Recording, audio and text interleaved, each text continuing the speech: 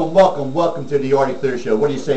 It's the Artie Clear Show here today on Wi-Fi 1460 at 5 to 7. Tonight it's a brand new week. It's a Monday, and we go all through Friday, although we won't be here Thursday because it's Thanksgiving. So I wish everybody out there a happy Thanksgiving, a healthy Thanksgiving to all your family, and let your holidays just be fantastically great for everybody out there.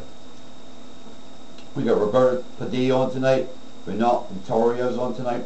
Former Eagle Ray Ellis is on tonight. Conrad Dober, the former St. Louis Cardinal, is on tonight. And then we finish up with the Blue Dude talking about the NFL. And hopefully I'm trying to get Seth Joyner because, like I said, Thursday's Thanksgiving and we won't be doing our show, Seth and myself, this Thursday because of Thanksgiving. So I'm going to try to get him over on the show to talk about the Philadelphia Eagles and what they've done yesterday, losing the Washington Redskins 31-6, which was a trouncing.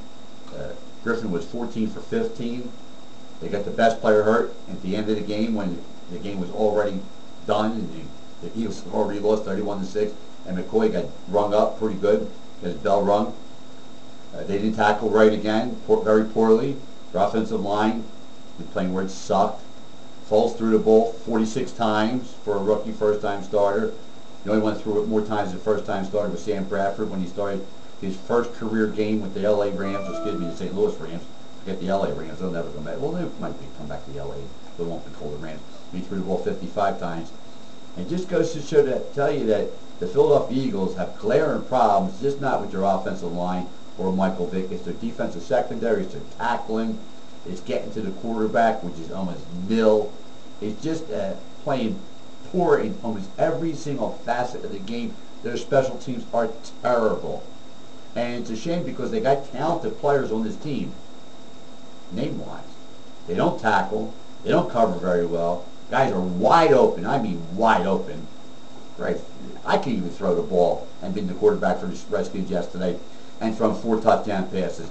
This guy threw the ball in 15 times. He had 4 touchdown passes. Twice you're in the red zone. Both times you came away with field goals. Thank God you got that kid, Henry, because they heck of a field goal kicker, 16 in a row. But I can tell you one thing. Eagles are really a bad spot. They will not make the playoffs. They lost 6 in a row now. I believe it's an organizational move that a lot of guys will be gone coach-wise. I believe some of these players also will be gone coach-wise because of just the way it is. They're high-line players, supposed to be great players, and they've done zilch.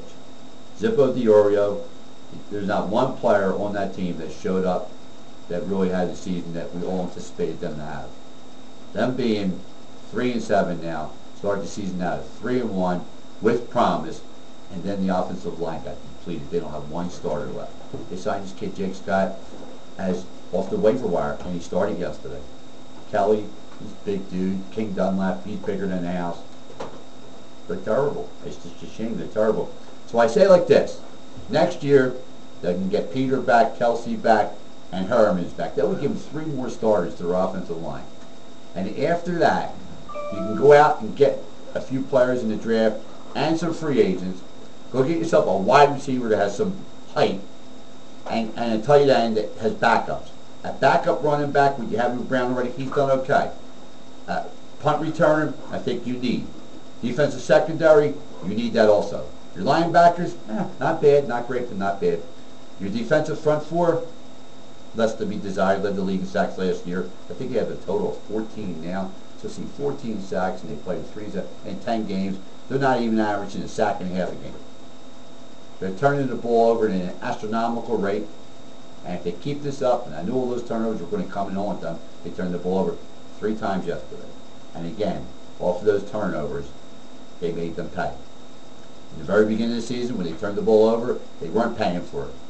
The defense stood up against the Browns and the Ravens. And they came out of them, winning both games by a point, beating the Giants by 2 points. They can actually, if really fate would have been the other way, they could actually be 0-10. Can you imagine that? 0-10. And Andy Reid, they could use the excuse of, hey, listen, his offensive line got hurt, got a couple injuries in the secondary. Ashton Wild's not playing like we thought he would play. Of course, they lost another guy yesterday, Robinson, that wide open.